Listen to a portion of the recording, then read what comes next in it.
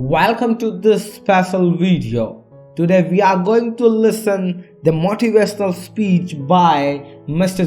Rohn, and the topic is the success blueprint. So without wasting your time, let's start the video right now. Mr. Schultz said to me that he thought it was a worthy goal to become financially independent for three major reasons. First, with money no longer a time-consuming consideration, I could then begin devoting heavy time to all the other dimensions of my life. Second, he suggested I become financially independent because it would tremendously increase my ability to help others. Only from positions of strength, including financial strength, can we help someone else. Finally, and most important, he said, I believe it is worthwhile to become financially independent for the sake of developing the person you must become to achieve that goal. What a major secret he taught me. Set a goal to entice you to become the person it takes to achieve it. Reaching the goal is the lesser value. The primary value lies in the person you become by reaching it. You see, it's not the $1 million that's most important. It's what you must do and become in order to be a millionaire. We're all aware that many people feel that we must be careful of focusing on money or affluence or abundance, that in it or in the pursuit of it there is danger. We often hear quoted from the Bible, the love of money is the root of all evil. And I do agree. If you make money your love, and you pursue affluence to the exclusion of or at the expense of other values of life, you have lost, not won. However, let us consider this question. If you could do better, should you? That's not a bad question.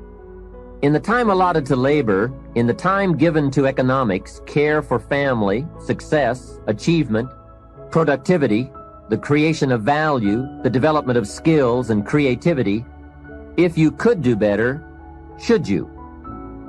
I think that one of the greatest satisfactions of living life to the fullest is doing the best you can with whatever you have. Doing less than your best has ways of eroding the psyche. We seem to be creatures of enterprise. Surely it is the reason for the seasons.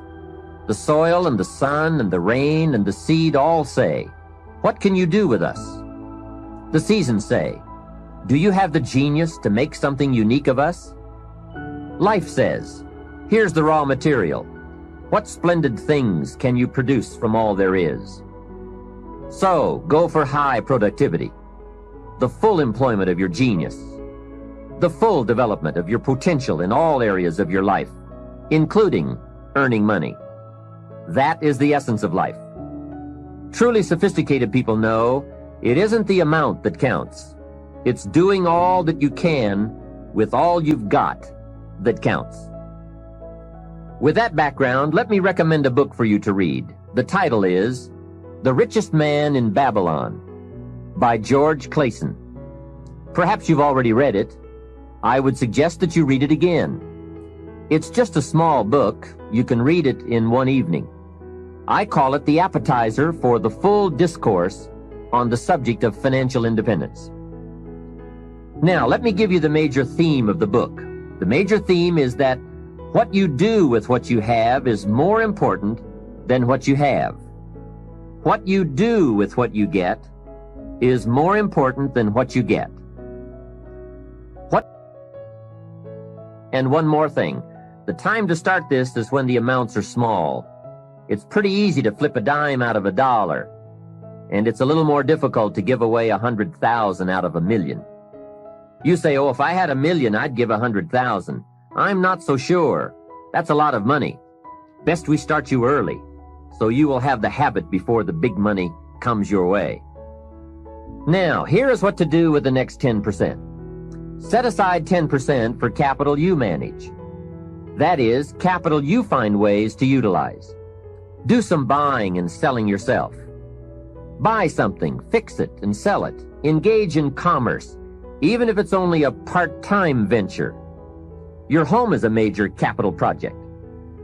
In my opinion, we should all engage in capitalism in this country. And again, remember this thought. The best time to teach capitalism is when a child is old enough to be stimulated by ideas for goods and services. Kids learn the concept of performing services in exchange for capital early, right? They mow the lawn, help in the house, earn an allowance. But take it a step beyond that, as soon as possible. They will pick it up fast. Kids ought to have 2 bicycles, one to ride and one to rent. It doesn't take much to be in business. It doesn't take $1 million. And the same business principles apply whether it is a bicycle business or General Motors. Show kids how to buy a bottle of soap for $2 and sell it for $3. Right in the neighborhood.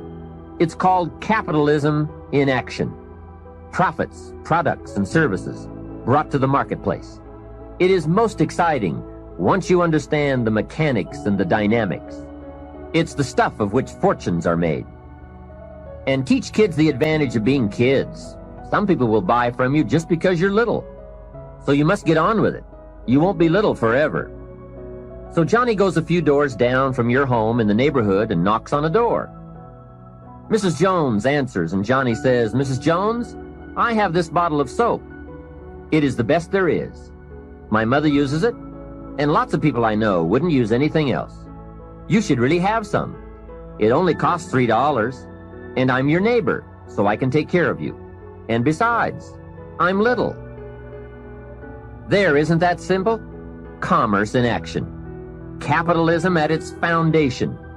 You see, the only danger in capitalism is if capital gets in the hands of too few people.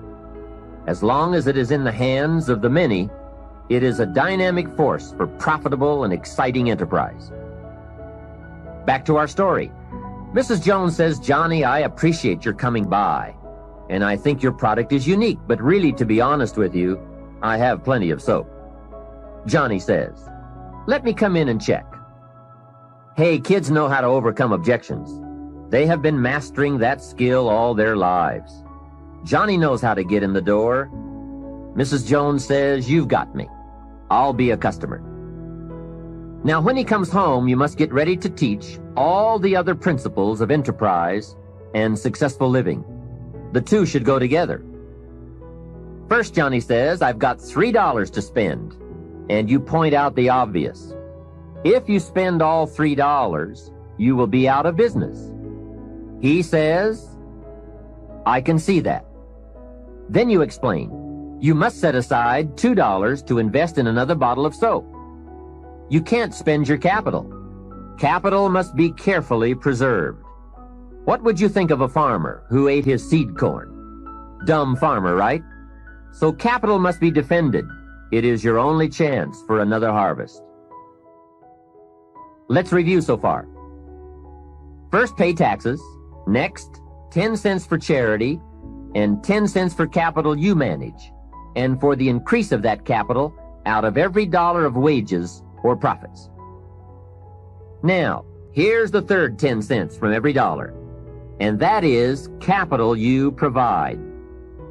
Take 10 cents out of every dollar and put it in a financial institution. And now we have come to a major benefit for all of us if you bring this 10% of your earnings to the marketplace. You see, some projects in our society need more capital than one person can provide. So we have a system whereby all of us can loan or invest our money in capital provided, so that large businesses can be built to provide more jobs and products and service and help create an even more dynamic society. So 10 cents out of every dollar should go into a savings account. I really prefer to call it an investment account because, and kids will love this, they pay you for the use of your money. You can get back the money you loaned, and you will have more profit from what you are paid for the use of your money. And be sure that you teach this, that if kids start this program from whatever they earn on a job, or in engaging in enterprise, or both, while they are in their teens, by the time they are 40, they will be wealthy enough to be able to do what they want to do the rest of their lives, instead of all their lives doing what they have to do. Now, from your teenage years, it could take Thank you so much for watching this video. Subscribe this channel for more motivational speeches.